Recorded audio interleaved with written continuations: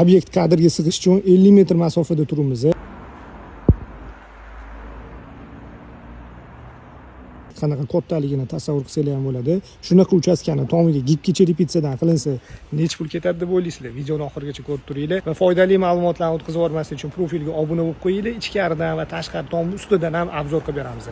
Niyat qilganlar bitta like bosib qo'yamiz. Hovli tarafdan ko'rinishi bu arkalarimizning sliflari qoldi. Slifimiz yevro slif bo'lgani uchun buni ham особый yasattiryapmiz. Uni ham qo'yib obzor qilib beramiz. Hozir tomni ichidan ham va ustidan ham obzor qilib beramiz. Bu yoq tarafda basseynli zonamiz.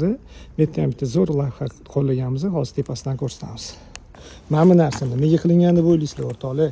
Basseynimizning tomi mana ko'ryapsizlar, parapetlarni qilib qo'yganmiz. Bundoq keladi va basseynga yorug'lik tushish uchun bu yoq tarafda priamka qilganmiz. Bu yoqda basseyn tarafga deraza bo'ladi o'rtoqlar. Va yana bu tomni ichiga kirish uchun, dostуп bo'lish uchun bu yoq tarafdan bitta eshik qilamiz. Dimoxodlarimizni ko'ryapsizlar, полный tomni materialdan обшивка qilganmiz. Buni tepasida tomchasi bo'ladi. Mo'ri deydimi, nima deydi buni o'zbekchasini biladiganlar yozib yuboringlar. Tomimizning ichkaridan ko'rinishi, havo aylanishi uchun mana bunaqa ko'rinmaydigan taraflardan teshiklar tashab ketganmiz.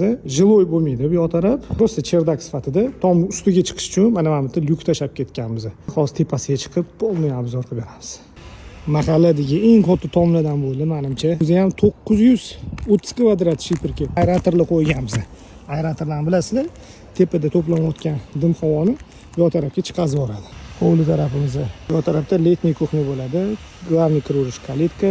Bu yoq tarafda ikkita mashina yonma-yon turadi. Tashqarisida ham ikkita mashinani yonma-yon qo'yib qo'ysa bo'ladi. Ustalarimizning ishiga bitta like bosib qo'yasizlar. Xudo xolisa juda ham chiroyli ish chiqdi. Bu yoq tarafda mana boya ko'rsatib o'tib ketgan lyukimiz. O'zini spetsialniy mana bunaqa tushib ketmaydigan stoykalariga ega. Tayyor narvonlar qilib qo'yilgan. Ustalarimizning farosatiga gap bo'lishi mumkin emas. Kimga shunaqa xizmatlar kerak bo'lsa, uy qurib berish, loyihasini chizib berish, chiroyli holatda patkiluvchi remontlargacha bitirib beramiz.